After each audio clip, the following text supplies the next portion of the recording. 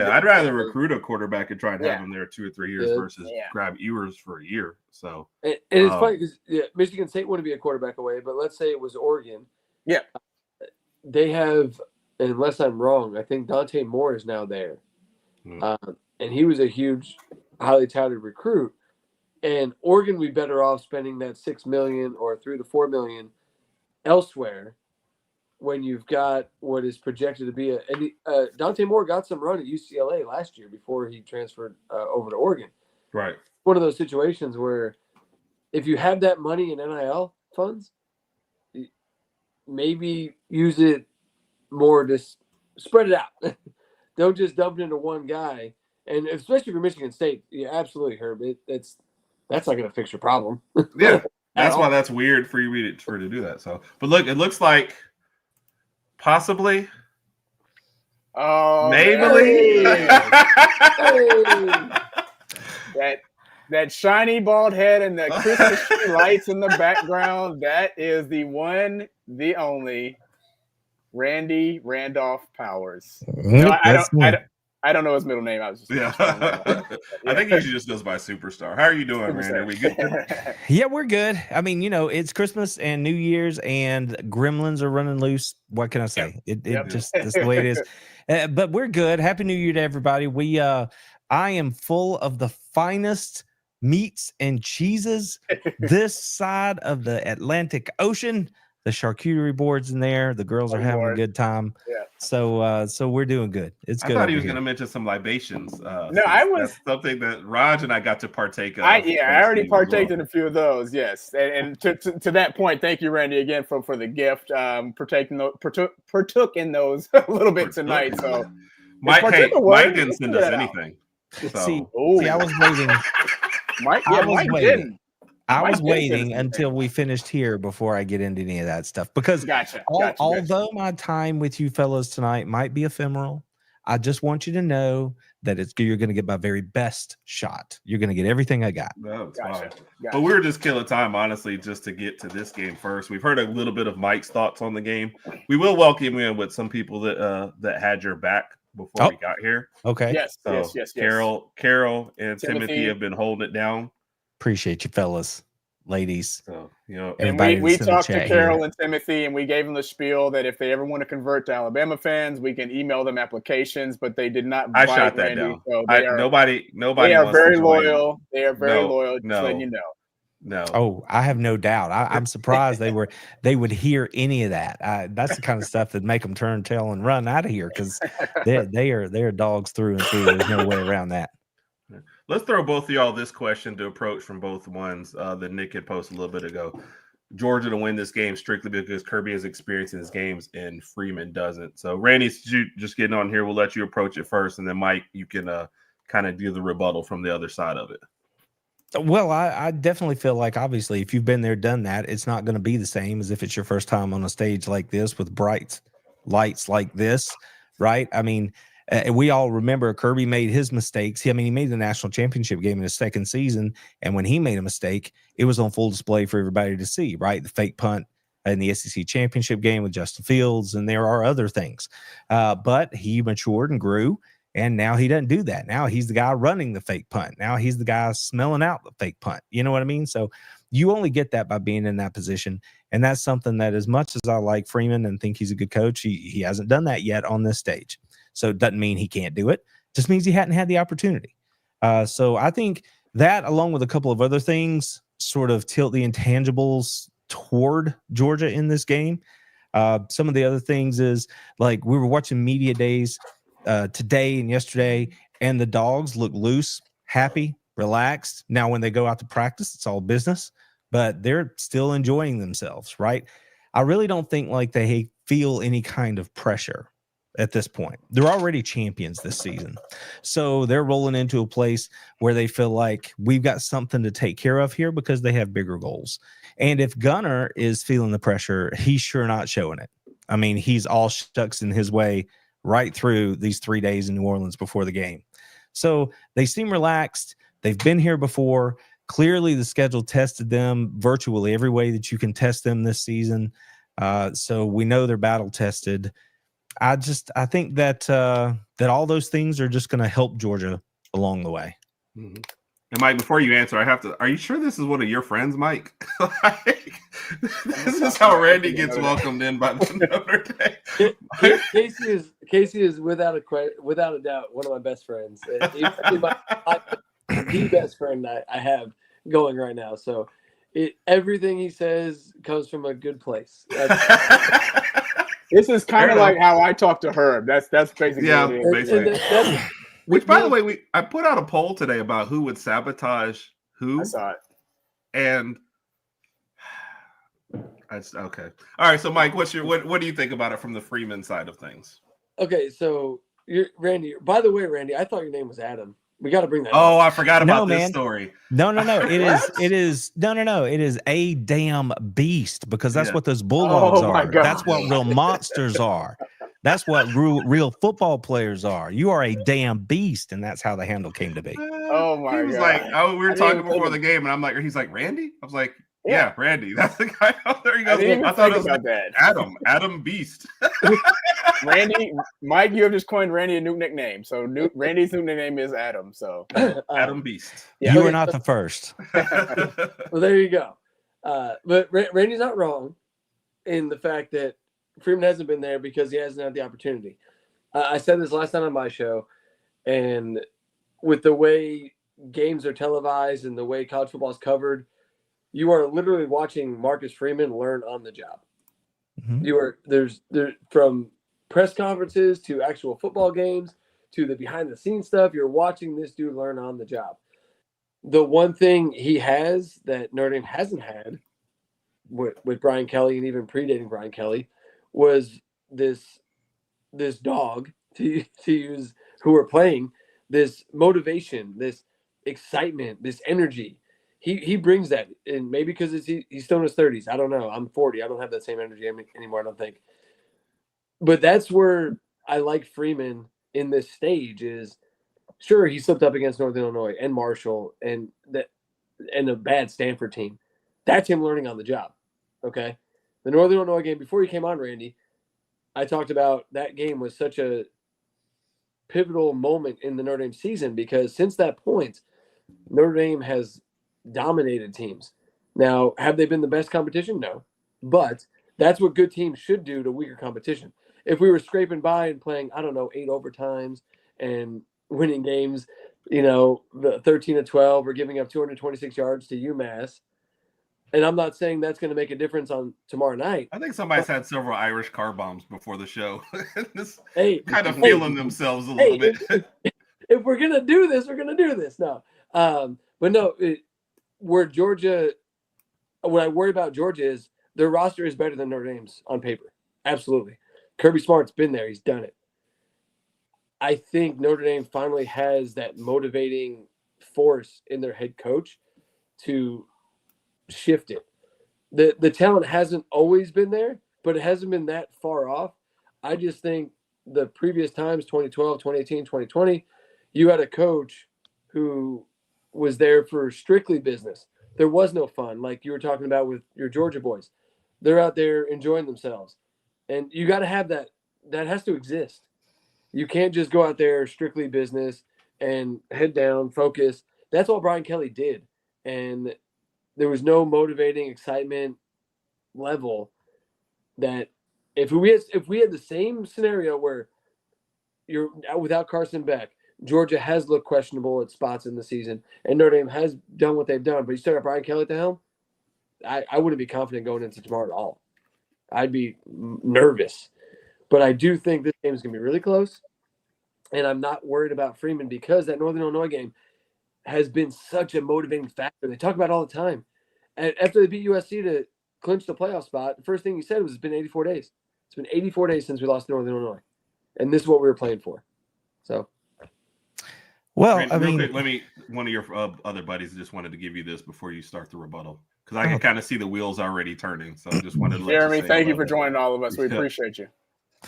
Yeah, you touched on a couple of different things there. The fact that Notre Dame gave up almost 600 yards to a middling USC team says a little something about how they wound up the schedule here. But you mentioned Freeman and you mentioned Kelly. I will say that with Freeman being at Notre Dame, I feel like they're clawing their way back from being a stepping stone program, which is what they had become. And I don't think that's where they are now. So he's done some good work. He's got them to the stage. Now we just have to see if they can pull it off, because this Notre Dame team absolutely can beat the Georgia Bulldogs. They are primed. They are built to get it done. All I've heard since Notre Dame had their victory over Indiana was everything you just said. Plus, the Dogs have had a bad defense all season. Notre Dame wants it more for some reason because they haven't been there. The thing is, if this is the year to get it done, Kirby says it. If this is the year that Georgia's gettable, what's going to happen? What's going to be the excuse when it doesn't go that way? If not now, when? I've said it. I've heard it said, and you're 100% right. If not now, when? Because you're down Carson Beck. You do have a rush offense. I wouldn't call it abominable, but it's not great.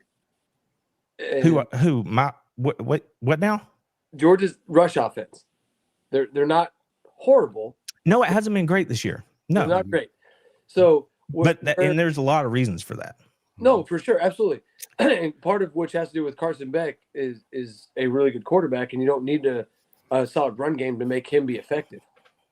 But what I was going to get at with that is, if you're not going to get Georgia now, I don't know when you can, simply because if the rush offense isn't good and it hasn't been that great, is it going to show up like that in a Sugar Bowl where you're putting Gunnar Stockton in a position he hasn't been yet as a Georgia quarterback, right? Maybe you want to help the run game out or have the run game help him out a little bit. But Al Golden is going to make Gunnar Stockton uncomfortable. I have to believe that.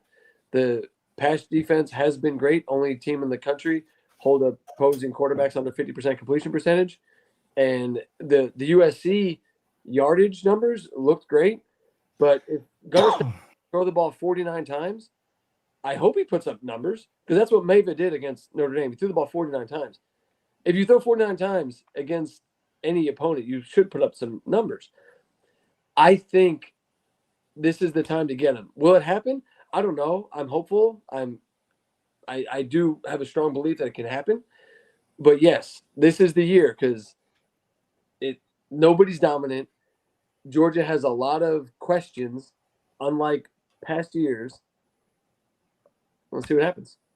And to that point also, Randy, before you got here, he did mention, I don't know, not a failure on the season, but if Notre Dame doesn't beat Georgia, like, you haven't raced Northern Illinois and you haven't raced, you know what I mean, for this season. So the motivation factor for Notre Dame is still high going into this one.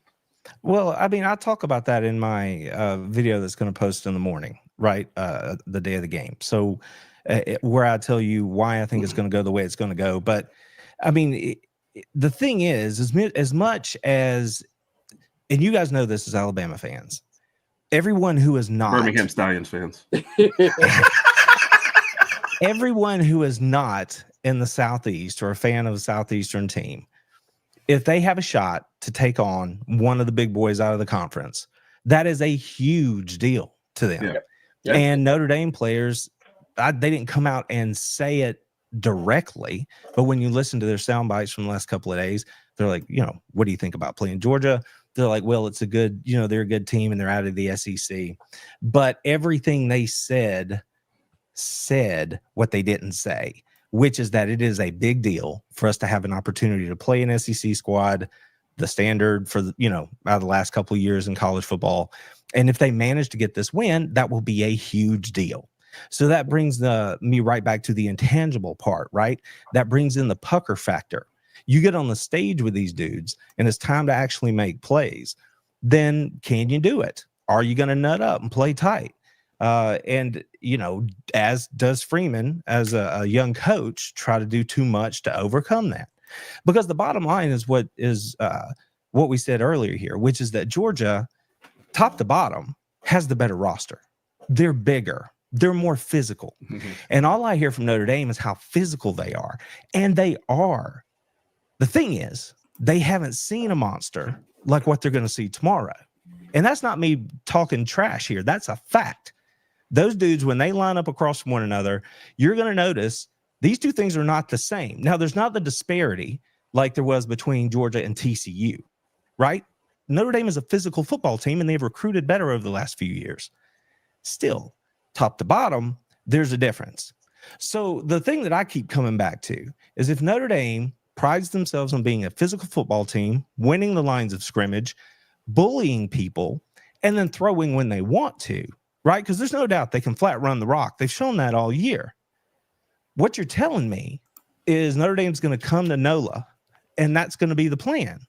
They're going to try to out-physical the team that has embodied physicality in college football over the last 3 to 4 years. Can you do it better than the team that is the standard for doing it? Frankly, I don't think they can. So we'll see. Now, the thing is, Gunner clearly making his first start, this is a big deal.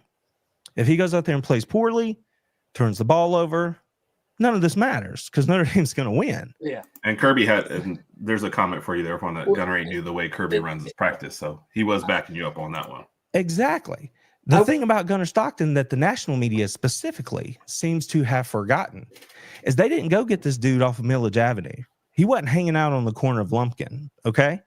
He was as highly recruited as a quarterback as any quarterback in recent memory. He's been in this system. He's been in this system for 3 years. He knows the Georgia offense. That's why when you see him step onto the field in the second half against Texas, they didn't put the reins on him. He ran the Georgia offense, and he's going to run it tomorrow. And everybody that thinks that they're not going to throw the football, I beg to differ. The ball's going to be in the air because he knows what to do. Now, they're going to change a few things because he does a few things a little differently. But don't think they're going to sit on the football and try to run it. That's just not going to happen. Yep. If that does happen, Texas thought they could run on Georgia as well. Exactly. If that does happen, then fine. Notre Dame's going to win the game. If they squat on the ball and play conservative, Notre Dame's going to win the game. Yep. But if they let them go play, which is what I think is going to happen, then I feel pretty good about it. I really do. And I don't, Mike, this is a specific one for you two in regards to what y'all are talking about in defense. So, well, first of all, it's Notre Dame, not Notre Dame. Second, if you don't know who Xavier Watts, we're too many drinks in to be correcting everybody's spelling this. Well, it isn't. If you don't know who Xavier Watts is, I can't help you. That's something that bugs me. Is a lot of you got the one dude. Well, Xavier Watts, Drake Bowen. We lost Riley Mills. That was huge. That was devastating. Yep. That was not great. But if you want to throw the ball against our secondary, be my guest. You might, if you throw it a lot, you're going to get yards. Cool. That's a product of numbers. Emmitt Smith is the NFL's leading rusher because he carried the most carries in the NFL. Like, that's how that works. You do it a long enough time, you're going to get numbers. It's a fact. Emmitt Smith over here catching strays. Don't Emmitt's like, what? but yet the Notre Dame fans want to tell me that because UMass is outmanned and all they want to do is throw the football, that I should be ashamed of the day they had. UMass had 167 yards rushing at the half. And if you think Riley Leonard and Jadarian Price and Jeremiah Love are going to just all of a sudden disappear, that's just not what's going to happen. And no, with they're not going to disappear. He's been in the program 3 years, and he's just now getting his first start. Yeah, because you had the number one rated quarterback in college football leading your team. That's why. Look, I can't even.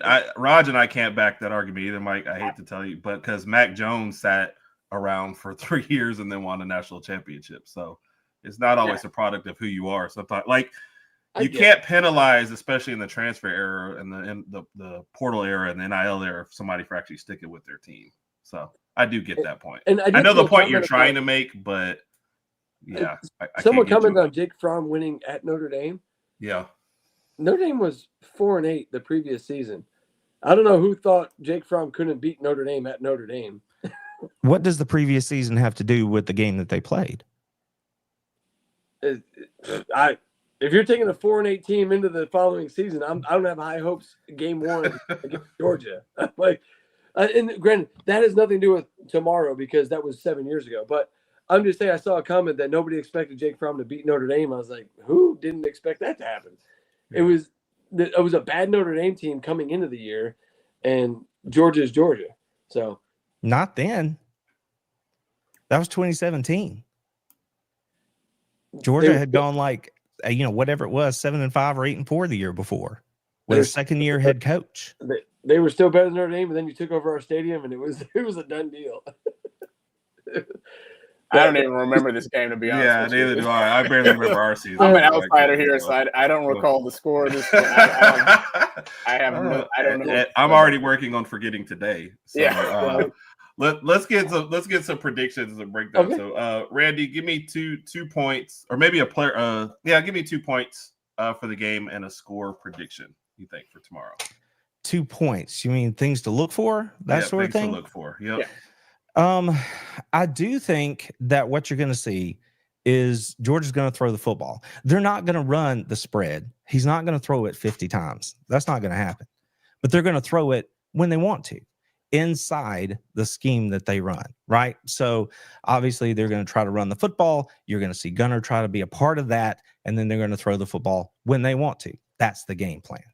So I don't think they're going to sit on the football. I think they're going to let him run the Georgia offense. And I do think if there is any point here, it's going to be that they're going to take more shots maybe than we think they will. Because when you have a young quarterback like that, the most dangerous place to throw the football is over the middle. So if you're going to throw it down the sideline, tell him throw it out of bounds. If it's not there, right, try to help the kid. So I do think you're going to see him stretch it out a little bit. Doesn't mean 10 balls, but, a couple of halves, something like that. You see him take a shot down the field. So I think that's going to happen. And as far as just the other part, the physicality part, and how I think they're going to attack one another, I have a question about Riley Leonard in that if he is a guy who can make plays with his feet, which we all know he can, and you're Notre Dame and you're trying to win this game, which is clearly a big game, are you going to be more tempted to run him more because everything is on the line and you think that's the best way for you to do that? Or do you think that your running backs are better running backs than your quarterback is, and you're going to let them run the ball?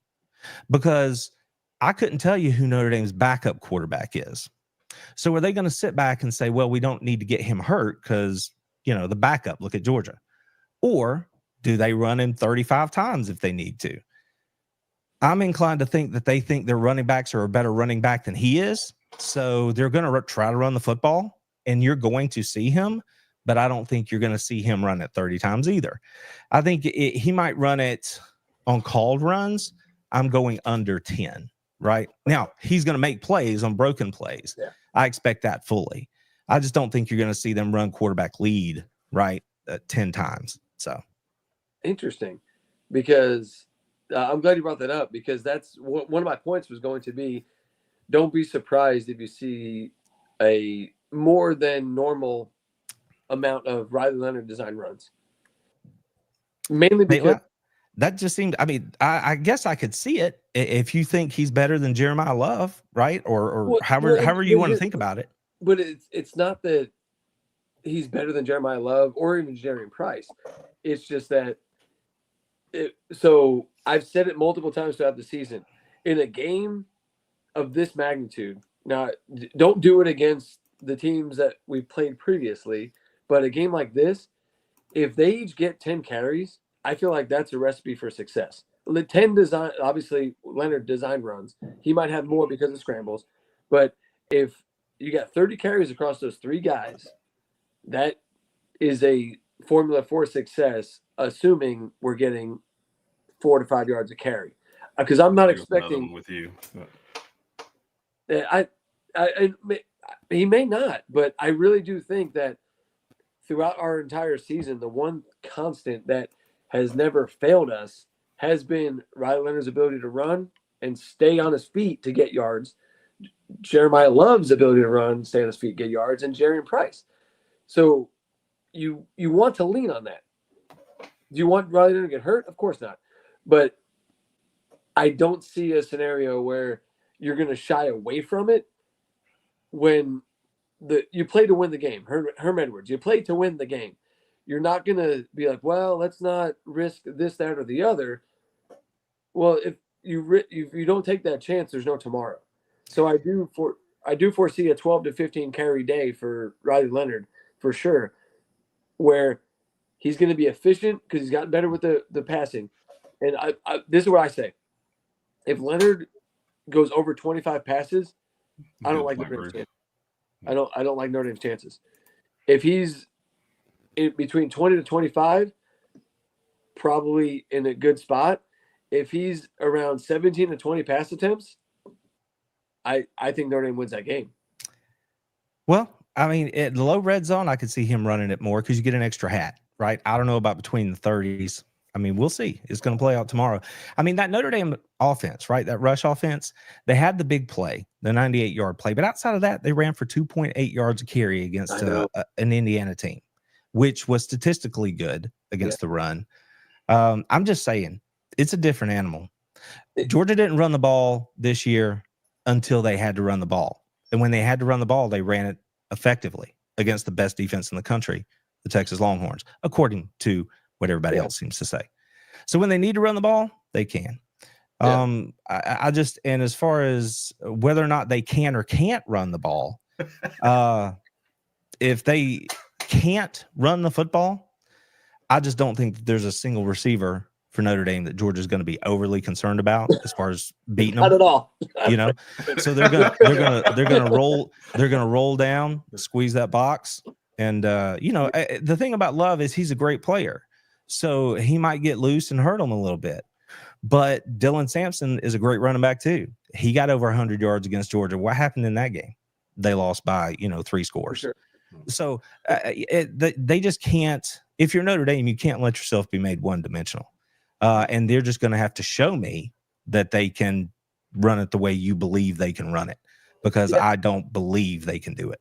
Hey guys, we are going to have to kind of start to wind down because both of our wives are texting us to get to where we need to get. Using the Texas game real quick, I don't think it's a fair assessment because their rushing offense is nowhere near what Notre Dame's was throughout the year, not just one game.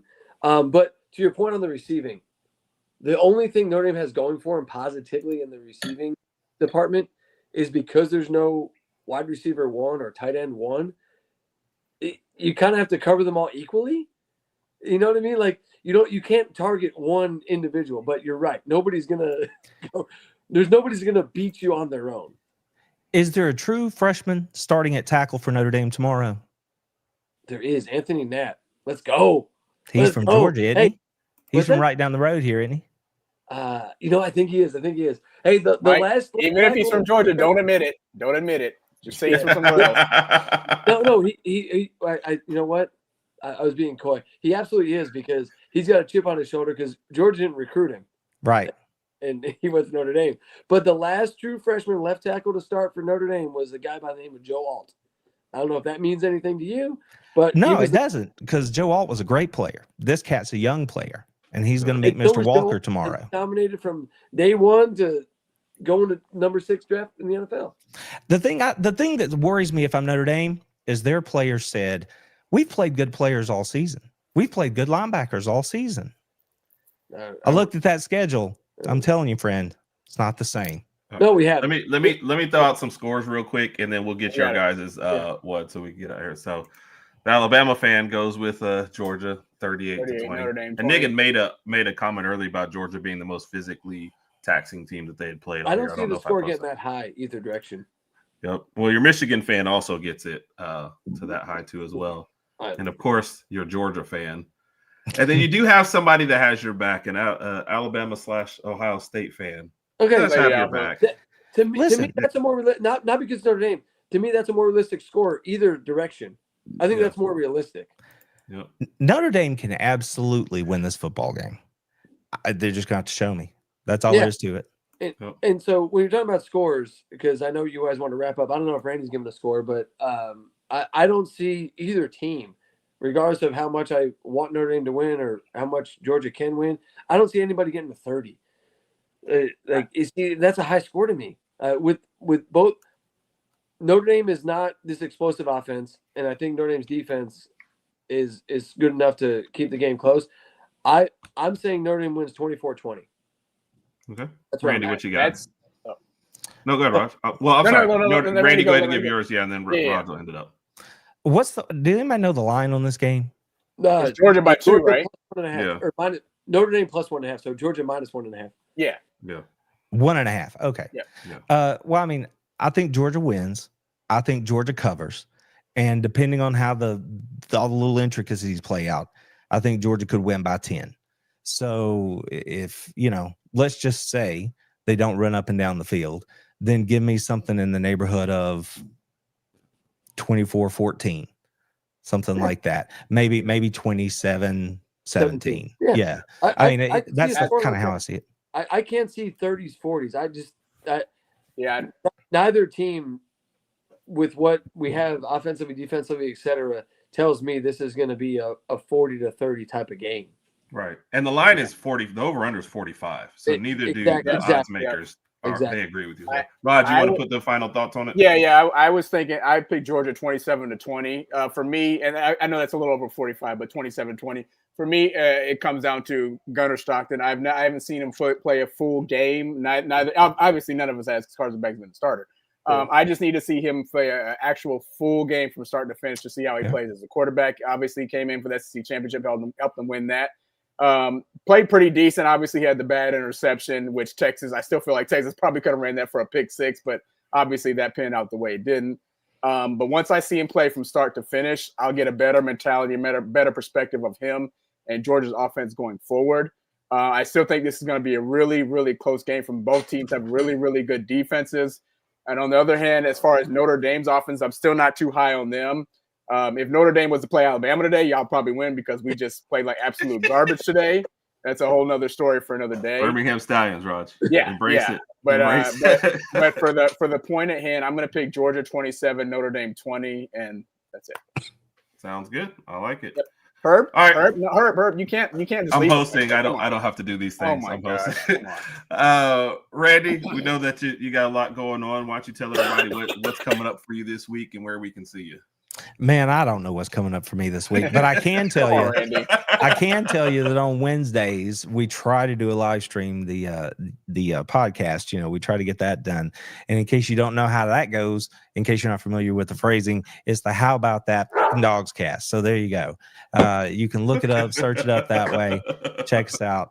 But that's the one consistent, and then videos on the channel. Everything starts at YouTube. Find us there at adamnbeast, and we'll go from there. I feel like Randy has a team of people that we can't see that control all of the soundboards and everything. There's like 6 or 7 people that we just can't see on screen that are controlling the soundboards and the buttons and everything. It's lovely. I like it. I'll never tell. And his favorite is a guy named Adam. That's who we like. Yes, that's all 3 of them. Yeah. Mike, what you got going on, man?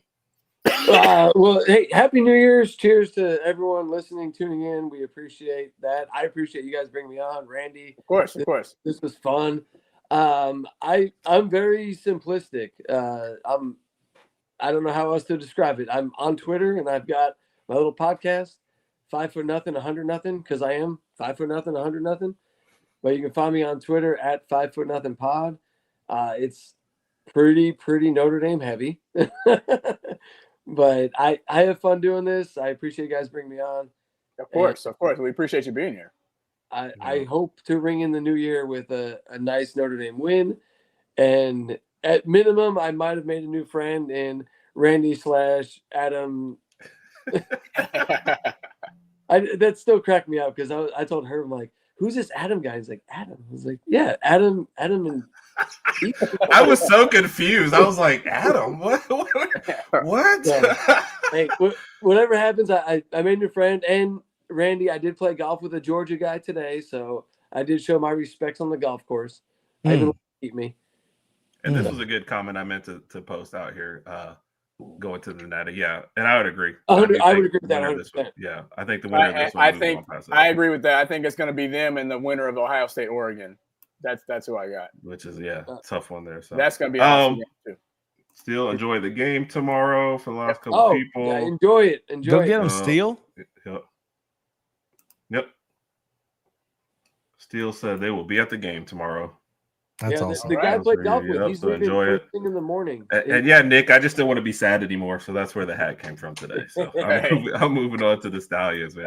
As Alabama fans, we're focusing on the Stallions and our basketball team this year. Yes, there you football, go. yeah, we can't do it anymore.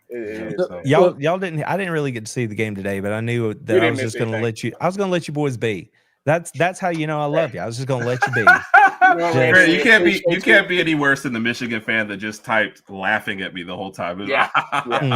And on a serious note, again, Randy, I appreciate the gift that you sent us. Herb partake, we did, and we indulged. It was very nice. Immediately, yes. Once we got it, we opened it up. So yeah, well, it was good, fellas. I appreciate that. I was going to try to send it out to her, but Alabama wouldn't let me. So, and then he reminded me I could strict rules down there. He reminded me Texas worked. I'm like, oh yeah, Texas. You can do anything in Texas. Open.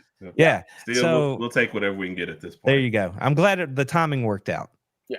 Jeremy, we kind of hope not, but that's a story for another day. Yeah, we'll have another reaction video about that. Jalen is right now the third pick in the NFL draft as far as quarterback, so it's probably safe for him to go ahead and go to the NFL, and we'll move on. Okay, Jalen, we love you though. Yeah. Thank you to our guests. Thank you to the comments. If I missed any, that was on me. I apologize. Yes. We really enjoyed it. Thank you, Randy. To the crew, Adam in the back, we appreciate you. Mike and his Irish car bombs, we appreciate you both, man. This was fun. Good luck to both of you guys tomorrow. Raj and I will actually be on a live stream with the Cinco squad, watching your game and reacting to it. So that should be a lot of fun. So definitely looking forward to that. So we'll talk to y'all later. Everybody have a good night, and as always, go Stallions. Go Happy New Year. Happy